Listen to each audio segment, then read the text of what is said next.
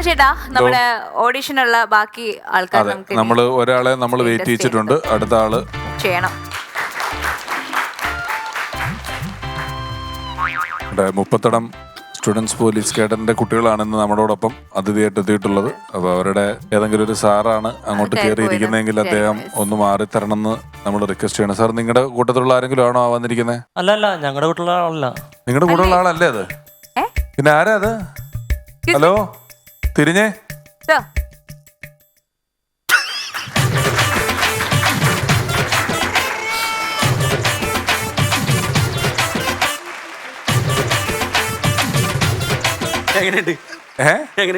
കേശവമാമ, നിങ്ങൾക്ക് ഇവിടെ ഈ ഓഡീഷനിൽ പങ്കെടുക്കേണ്ട കാര്യമുണ്ടോ?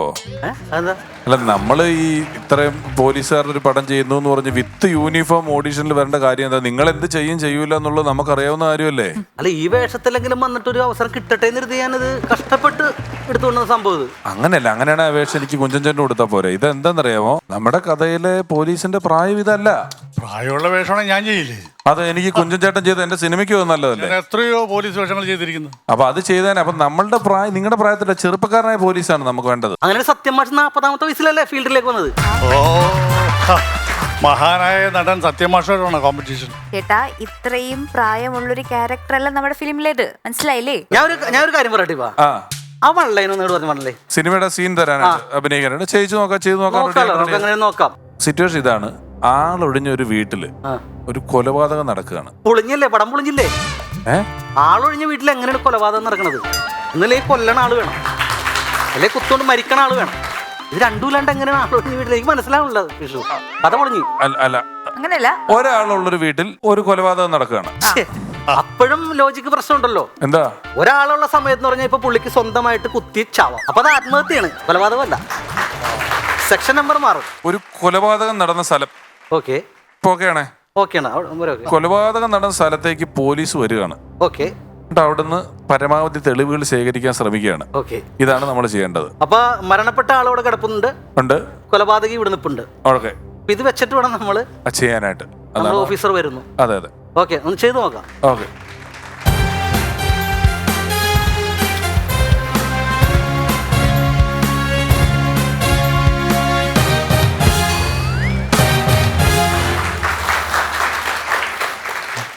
ഓർമ്മയുണ്ടോ ഈ മുഖം? കാട്ടിട്ടവനെ തൊട്ടാ നിനക്ക് നോവില്ല. മിമിക്രി വേണ്ട കേട്ടാ. അല്ല, അങ്ങനെ പറയല്ലേ. പിഷാരടി മിമിക്രി ഒക്കെ ചെയ്താൽ ഇത്രയും വരെ വളർന്നു വലുതായത്. മിമിക്രി വേണ്ട. അത് മിമിക്രി വേണ്ടെന്ന്, ഷോ വേണ്ടെന്നല്ലല്ലോ പറഞ്ഞിട്ട്. ഈ ക്യാരക്ടറിന് ഇങ്ങനെ മിമിക്രി ആയിട്ട് വേണ്ട. ലൈഫ് വേണം, ലൈഫായിട്ട് വേണം, കുറച്ചുകൂടെ നാച്ചുറൽ ആയിട്ട് ചെയ്യണം. അതാണ് വേണ്ടത്. ഇപ്പൊ സെറ്റ് ചെയ്തുതരാം. ഇപ്പൊ നമ്മുടെ മരിച്ചു കിടക്കുന്ന ക്യാരക്ടർ ഉണ്ട് ഇവിടെ. ഇതുണ്ട്, പോലീസ് ഉണ്ട്. ഇത് മിങ്കിൾ ചെയ്തിട്ടാണ് ചെയ്യാൻ പോകുന്നത്.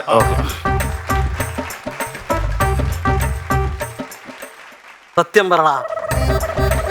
പറ, അല്ലെങ്കിൽ നിന്നെ കൊണ്ട് ഞാൻ പറയിപ്പിക്കും. എന്ത് കാര്യത്തിനാണ് ഈ നിരപരാധിയായ ഈ വ്യക്തിയെ കുത്തിക്കൊന്നിരിക്കുന്നത്? സത്യം പറയാൻ.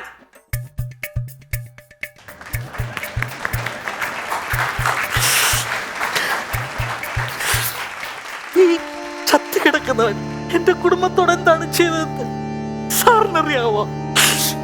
ഇവൻ നിരന്തരമായി രാത്രികാലങ്ങളിൽ എന്റെ ഭാര്യയുടെ വാട്സപ്പിലേക്ക് ചാറ്റ് ചെയ്ത് അവളെ അടിച്ചുകൊണ്ടിരുന്നു.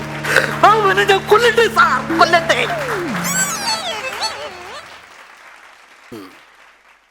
നിയമം കയ്യിലെടുക്കാൻ നീ ആരാ? സത്യം പറ. ഈ കേട്ടതെല്ലാം ശരിയാണോടാ? ഈ കേട്ടതൊക്കെ ശരിയാണോന്ന് പറയടാ ശവമേ.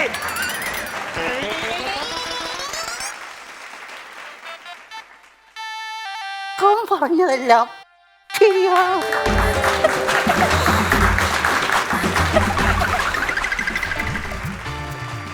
ശരി, തദവസരത്തിൽ നീ ഇത് സമ്മതിച്ച സ്ഥിതിക്ക്, നീ ഇവനെ കൊന്ന സ്ഥിതിക്ക് യു ആർ അണ്ടർ അറസ്റ്റ്.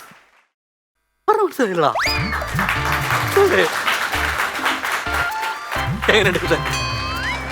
നിസ്സാര കളിയല്ല, 3 റൗണ്ട് വെച്ചിട്ടുള്ള 3 ക്യാരക്ടേഴ്സ് ഉണ്ട്.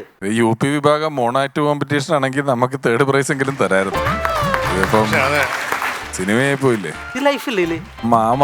ഇതിന് എന്റെ സിനിമയിലെ കഥാപാത്രമായിട്ട് യാതൊരുവിധ സാമ്യമില്ല ഇതിന് നിങ്ങൾ ചെയ്തതിന്. അല്ല അത് സിനിമ വരണ സമയത്ത് ആ ഇതിൽ എഴുതി കാണിച്ച പോരെ സ്ക്രീനില്. ഈ കഥയിലെ കഥാപാത്രങ്ങളും ക്യാരക്ടേഴ്സും എല്ലാം സാങ്കല്പികം മാത്രമാണെന്ന് എഴുതി കാണിച്ച പോരെ. അത് ശരിയാവില്ലേ? സാങ്കല്പികമാണെങ്കിൽ ഇതും ഒരാളും കൂടെ വന്നിട്ടുണ്ട്. നിന്റെ കളി എന്റെ അടുത്ത് നടക്കില്ലടാ.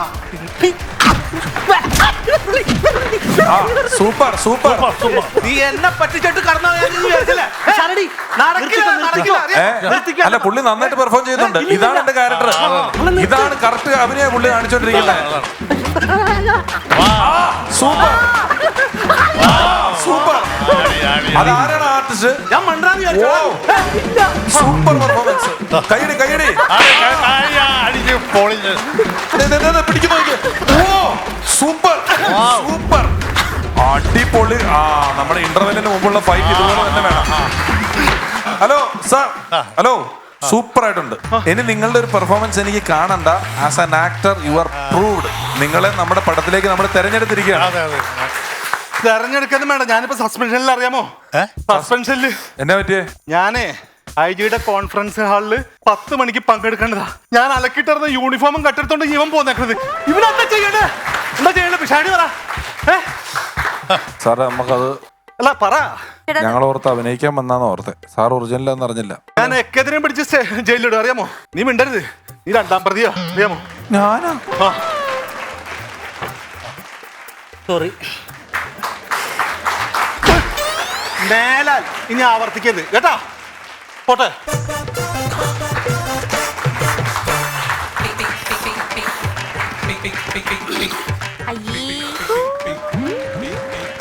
പിഷാരടി ആഹാ. എന്നെ ഒന്ന് മെഡിക്കൽ കോളേജിൽ എവിടെയെങ്കിലും എത്തിക്കാമോ? സൂപ്പർ. നമ്മുടെ പടത്തില് ഒരു കഞ്ചാവ് കേസ് പിടിക്കുന്ന ഒരു പ്രതിയുണ്ട്. ഒരുപാട് മർദ്ദനം ഏറ്റുവാങ്ങുന്ന ഒരു പ്രതി. ആ വേഷത്തിന് ഈ പെർഫോമൻസ് കറക്റ്റാ. എനിക്ക് മുത്തയ്യ സാറിന് ഓർമ്മ വരും. അത്ര നല്ല പെർഫോമൻസ് ആയിട്ടുണ്ട്. സൂപ്പറാണ്. പിഷാരടി എന്തോ പെർഫോമൻസ് അല്ല, ഒരു നടന്റെ രോദനം.